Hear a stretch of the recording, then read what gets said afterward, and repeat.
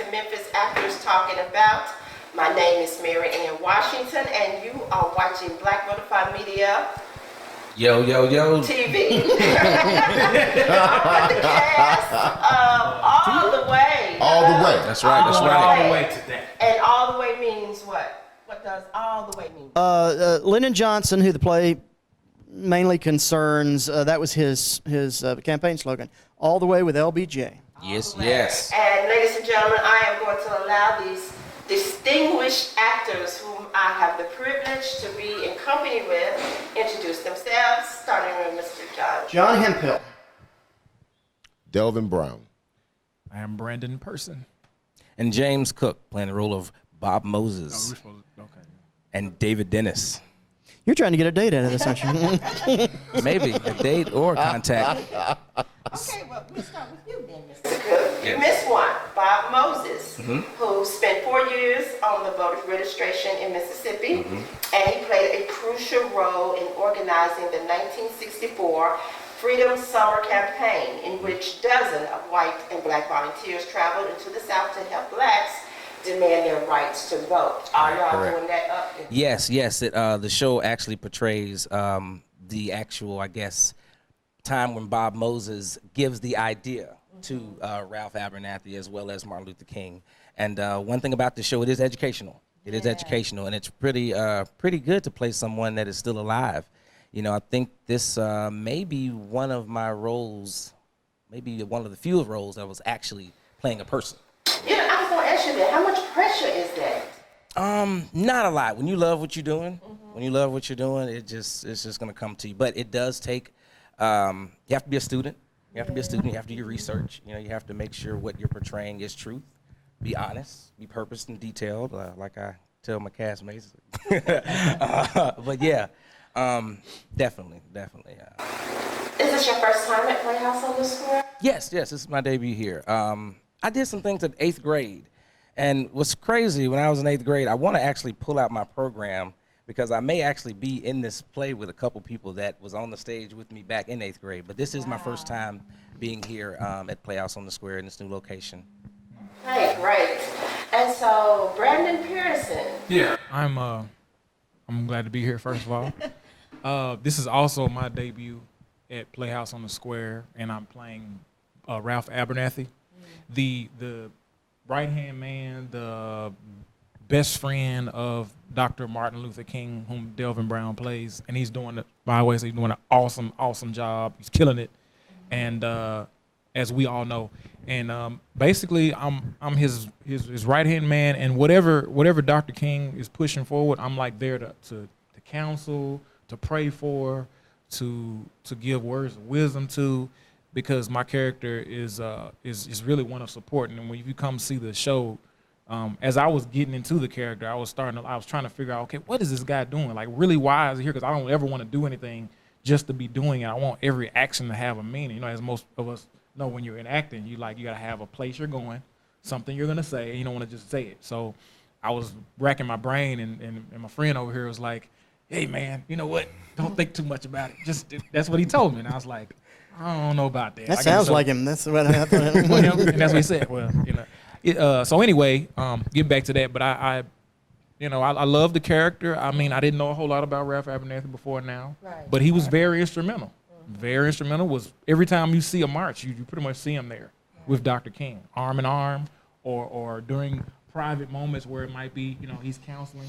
You're there. So he's a very integral part of the show, and I'm enjoying it. It's different. This is my first period piece.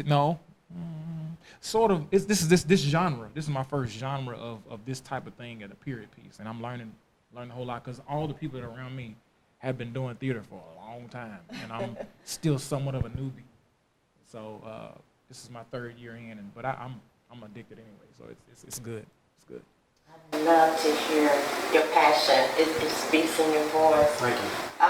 And Mr. Delvyn Brown, why are you looking at me like that? Why are you looking at me like that? I'm delighted to be here. You turned into Yes, I am. I am right now. I am having a beautiful day. I'm feeling super fantastic. I'm with my castmates. We have a show tonight. Yes. and I'm ready to get busy. That's what I'm ready to do. You ready to get busy? I'm ready to get busy tonight. Okay, Dr. Martin Luther King. Yes. This is not your first time playing this part. No, it's not. How is it different now than before? Previous times where I've portrayed the character King, I was just doing his speech, the I Have a Dream speech.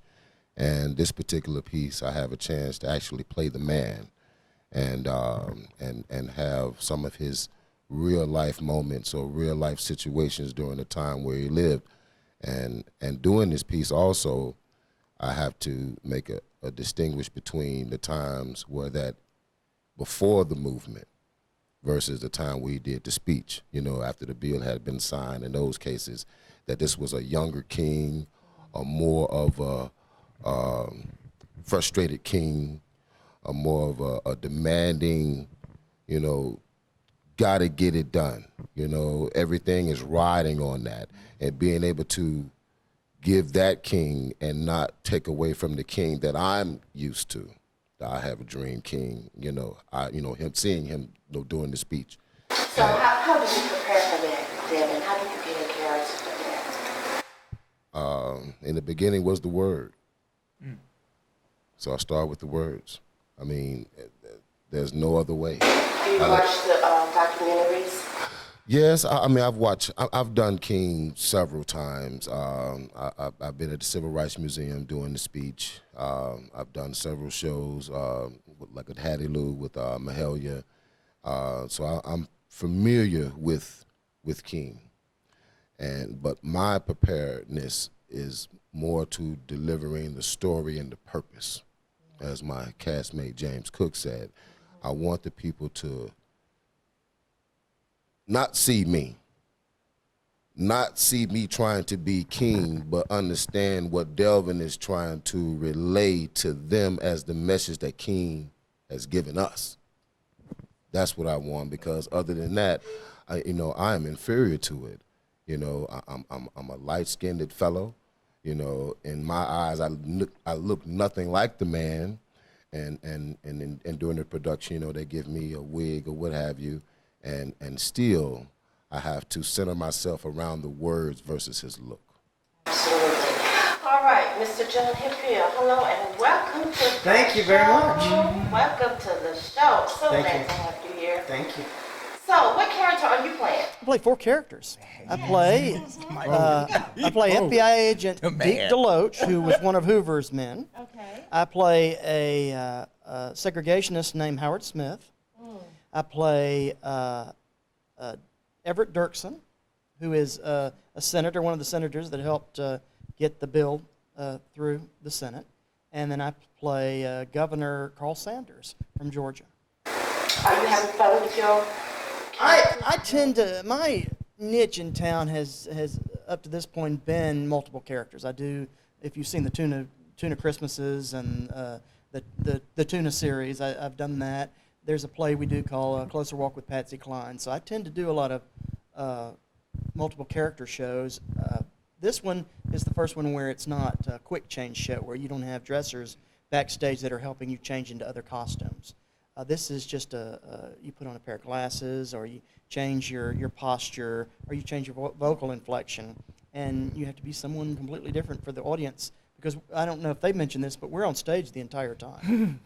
The entire time. So if we change characters, they have up above us, they have our name of our character up on the screen. And then you'll see it, when you see it tonight, you'll understand a little bit more. But at some points I put on glasses. At some points I'll just change my voice, and it's challenging, but it's also a lot of fun. He's very good at it. Very, Very very good. good at it. Very convincing. It's been You're very good at it. it's Well- been times I've turned around and had to. Be like, who is that? Who's? Oh, it's Sean. Oh, it's Sean again. I guess Okay. they would know. I'm going to trust them. So, how long have you been acting? Acting? Yes, sir. Since I was just a little kid, which is, I just turned 50, so that's longer than I would like to admit. But I started working at Playhouse on the Square in 2003, and I've done right around 20 shows here, musicals and non-musicals, and love the people here, love the opportunities that I do here, and meeting these guys. This is the first time that I've done a play with these three guys, and all three of them are amazing, which has opened my eyes into I live in my own little world. Yes. And when I see the level of talent in Memphis, Tennessee, and these guys never met them before. They walk in, I'm thinking, oh, it's my job to be nice and to welcome them in. They're no slackers. They're so formidable and they're so good. And I watch these guys in the bigger portions of their characters, and I just go, wow. And so so it's just great to be able to that's another good thing about theater is meeting new people and getting to play on stage with the new people and getting to interact and do our craft with each other, and that as I get older I realize you can get applause and you can play the big roles, but it's just how you get to interact with the other artists, and that's a lot of fun. It is. A lot of fun. Oh, that is touching. And these actors, they are what inspired me to do what I love to do, and that is to perform. And being in a show like this, I mean, and it's totally amazing. I'm very, very proud of you guys. Thank you. So, but how do you guys feel as an ensemble working together? This is my baby. I feel that, in my humble beginnings, and just so happened, that the memory had passed on Facebook from our previous interview, and Good interview too. appreciate it. And but I mean, to be able to truly move around the city, and like John has said, you meet different people, get a chance to perform, learn different techniques. I mean, I learned as well from watching others. Like I stated before, Miss Irene, was my first beginning acting teacher, and to now be cast alongside her in a show on this level, playing true life people, and at a time where that people remember this, at a time that is going on right now, the injustices, of certain people, and I feel committed. And that's why I say I am so ready right now to hit the stage, and we have 12 more shows. Wow, look, I'm gonna let you go because I know you guys got to get on stage and get ready for your performance. But I would like to ask you each one more question. How has this show changed you as an actor, and if it has in any way? And was there anything you did not know that you now know about the era during the Civil Rights Movement and Lyndon B. Johnson's time in office as president? Yeah, well, I'll definitely say it was certain characters and certain organizations that I had no idea about before I got into this place. So I definitely think that one of the best things I can say that not only is it a bunch of heavy hitters in the cast, but like I said, it's educational and it's historical, and especially for the times that we're in now. It definitely hits the nail on the head. It's exactly what we need to see in the city. And also, it just gives you a behind-the-scenes look at how hard it is to overcome some struggles, especially dealing with the country and its upbringing. And how far we have came and how far we still have to go. Right. What about you, Mr. Brandon? I'm going to try to condense mine, because actually I could just go on and on and say how it changed me or what I learned. And one of the things that I learned, this is a good show to bring your kids to, because, as you know, if you don't know your history, you're doomed to repeat it.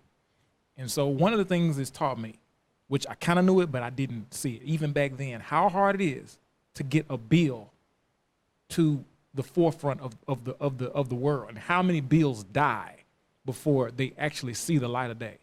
We know about that, but we don't really see the workings.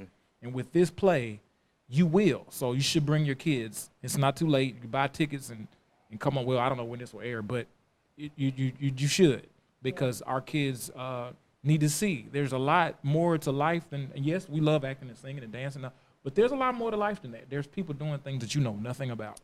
It takes a lot more than you think it takes. And the second thing I'll say, and I'll be done, but LBJ as a character, Nobody is one-dimensional.